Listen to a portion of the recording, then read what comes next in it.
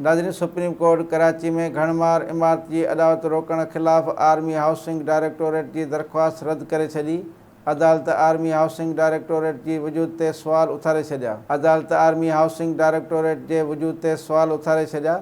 Supreme court सवाल कंदे चयो त आर्मी हाउसिंग डायरेक्टोरेट जो कानूनी वजूद छा आहे। कानूनी वजूद न रखंदड़ डायरेक्टोरेट दरख्वास्त नथो ॾेई सघे। अदालत रिमार्क्स में चयो त आर्मी हाउसिंग डायरेक्टोरेट जेकॾहिं मुतासिर ज़ुर्ब हुजे त वफ़ाक़ी हुकूमत ज़रिए दरख्वास्त दाख़िल कराए सघे थो।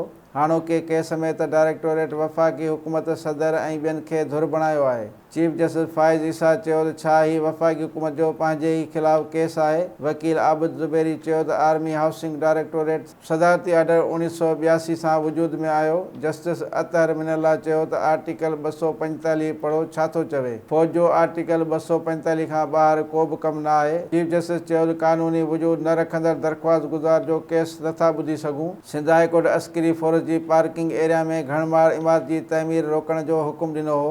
Army housing directorate Sindh high court जे फ़ैसिले ख़िलाफ़ सुप्रीम कोर्ट सां रुजू कयो हो।